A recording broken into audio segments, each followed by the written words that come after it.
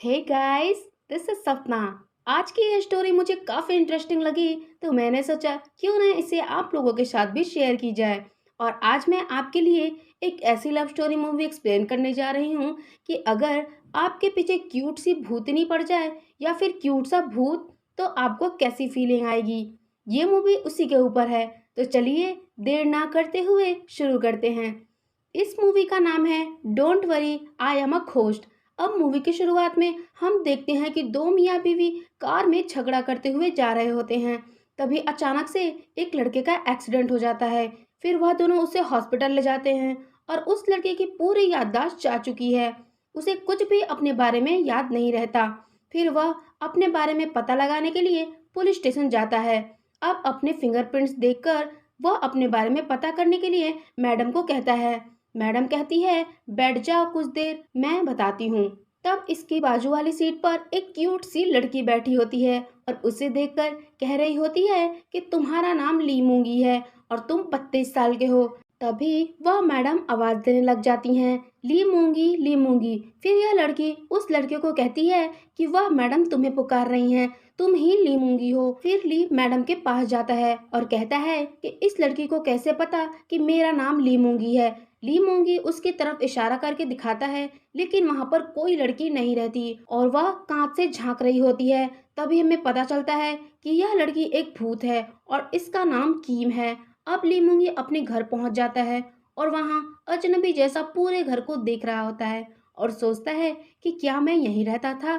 फिर वह सो जाता है और सोने के बाद उसे डरावना सपना आता है, जिसमें वो अपने आप को हंसते हुए देखता है। फिर उसकी आंखें खुल जाती हैं और वह क्या देखता है कि उसके ऊपर कीम उल्टा लटकी हुई है और उसे देख रही होती है। फिर लीमूंगी डर जाता है और जल्दी से आंखें बंद कर लेता है और आंखें बंद करके कहता है, नहीं नहीं, ये मेरा एक सपना होगा, ऐसा कुछ नहीं है। फिर वो आंखें खोलता है और फिर कीम कहती है, नहीं, मैं हूँ, मैं भूत हूँ। फिर वह आंख बंद कर लेता है और कहता है, गॉड मुझे बचा लो प्लीज। फिर वो वापस अपनी आंखें खोलता है तो किम ऊपर नहीं होती है। अब किम की आवाज सुनकर ली मूंगी कमरे में देखने लग जाता है। फिर वह कहती है कि क्या सारे सिंगल लड़के इसी तरह घर गंदा करके रखते हैं। ली मूंगी कहता है कि तुम कौन हो।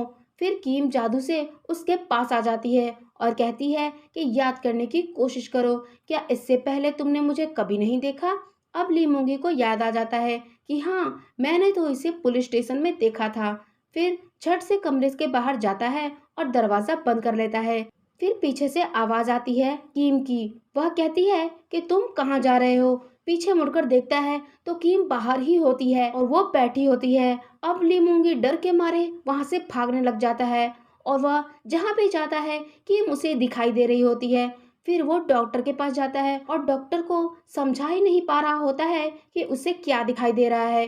तभी डॉक्टर के पास पीछे से कीम उसे चिढ़ा रही होती है। फिर वो वहां से जाकर बस में बैठ जाता है घर जाने के लिए और बस में कीम भी चढ़ जाती है। उसके पीछे वाली सीट पर बैठ जाती है। पीछे से बार बार ली मूंगी कर करके उसे पुकार रही होती है। ली मूंगी डर के मारे आंखें बंद कर लेता है। कहता है, नहीं, ऐसा कुछ नहीं है, यह बस एक टेम्पररी है, ऐसा कुछ भी नहीं है। कि ली मूंगी की मन की बात सुन लेती है और कहती है, टेम्पररी नहीं, मैं कहीं नहीं जाऊंगी, अब मैं तुम्हारे साथ हमेशा रहूंगी। अब यह सुनते ही ली मूंगी पीछे मुड़कर उसे देखने लग जाता है और चौंक जाता है कि उसे कैसे पता चला। अब ली मूंगी फिर से सोचने लग जाता है कि क्या ये लड़की सच में है और यह कौन है। फिर किम उससे कहती है, क्या तुम मेरे बारे में जानना चाहते हो तो मेरे साथ चलो। अब किम उसे अपने फ्यूनरल में ले जाती है। ली मूंगी उसका नाम और उम्र पूछता है। किम बताती है कि मेरा नाम किम है और मैं 25 साल की हूँ। ली मूंगी पूछता है, लेकिन तुम मेरे पास क्यों आई हो। किम उसे बताने ही जा रही होती है कि एक औरत आती है और उसे अच्छे से खाना वाना खाने के लिए कहती है।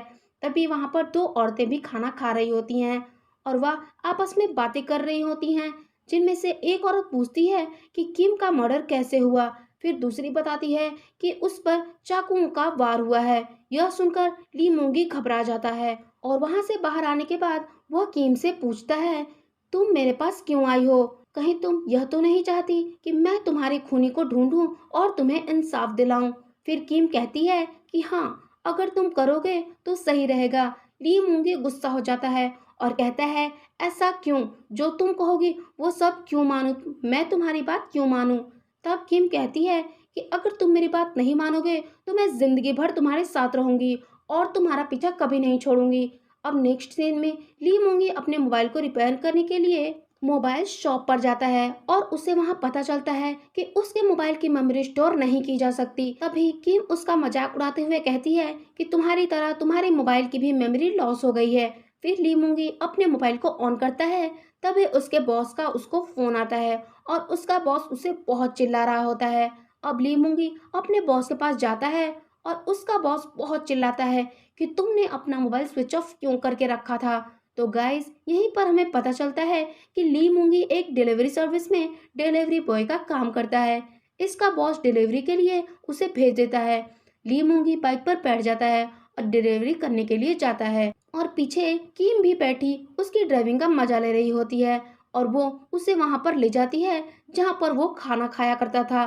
फिर उसके बाद वो उसे एक स्टोर भी लेकर जाती है। उसकी पसंदीदा ड्रिंक भी बताती है कि यही तुम्हारा ड्रिंक है। ली मूंगी कहता है कि नहीं, ये मेरा फेवरेट ड्रिंक नहीं है, दूसरा है, और दूसरा उठा लेता है। तभी उस शॉप की मालकिन आती है और कहती है, अरे ली मूंगी, तुम आ गए, ये लो तुम्हारा फेवरेट ड्रिंक। और वही वाला ड्रिंक बताती है जो कीम बताती है। फिर ली चौंक जाता है। फिर ली मूंगी कीम से पूछता है कि तुम मेरे बारे में इतना सब कुछ कैसे जानती हो। फिर कीम उसे फूलों की दुकान पर इशारा करते हुए दिखाती है और कहती है कि मैं वहां पर काम करती थी और तुम हर हफ्ते यहाँ पर डिलीवरी देने आया करते थे। ली मूंगी कहता है कि मुझे कुछ भी याद नहीं आ रहा।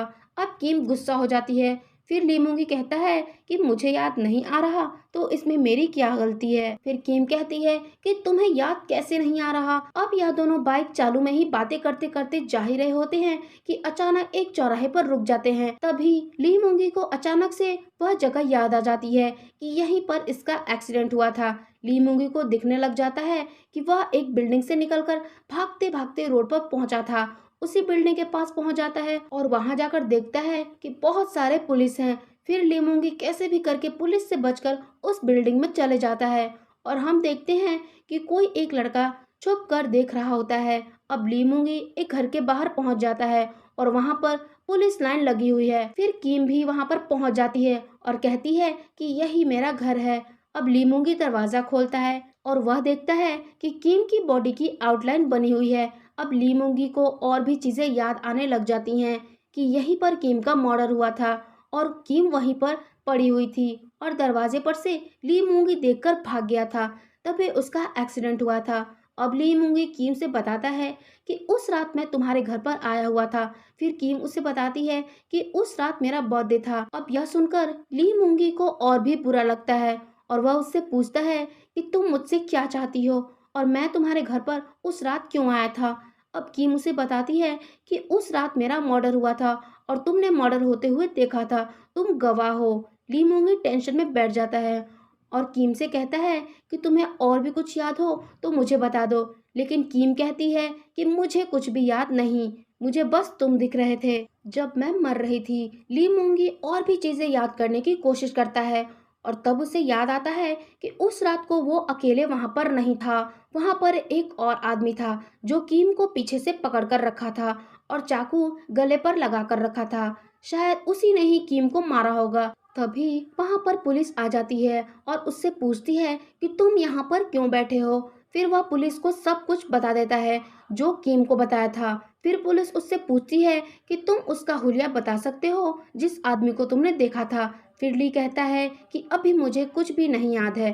फिर पुलिस कहती है कि ठीक है, जाओ घर, पर जब याद आ जाए तो हमें जरूर बताना। अब ली मूंगी और कीम दोनों पुलिस स्टेशन से बाहर जा ही रहे होते हैं कि हम देखते हैं कि वही लड़का फिर से ली मूंगी पर नजर रखे हुए है।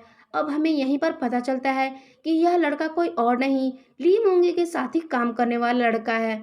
उसका नाम जिनसू है। अब अगले सीन में ली मूंगी अपने ऑफिस पहुंच जाता है अपना रिकॉर्ड चेक करने के लिए उस रात वो डिलीवरी करने गया था कि नहीं। तब उसे पता चलता है कि उस रात उसने छुट्टी ली हुई थी और वह कहीं पर भी डिलीवरी करने नहीं गया था। अब यह जानकर ली मूंगी और भी चौंक जाता है कि उस रात वो किम के घर पर क्यों गया था। किम उससे कहती है कि तुम टेंशन मत लो, तुम इसमें शामिल नहीं होगे, तुम बस एक गवाह हो। ली मूंगी किम से पूछता है कि तुम मुझे बताओ कि उस रात मैं तुम्हारे घर पर क्या कर रहा था। फिर किम उससे कहती है कि क्या तुम सच में जानना चाहते हो, और ये स्टोरी यहीं पर एंड हो जाती है। सो गाइस, अगर आपको ये स्टोरी अच्छी लगी तो प्लीज लाइक एंड सब्सक्राइब। मैं मिलती हूँ आपसे अगले वीडियो में। Thank you and bye bye.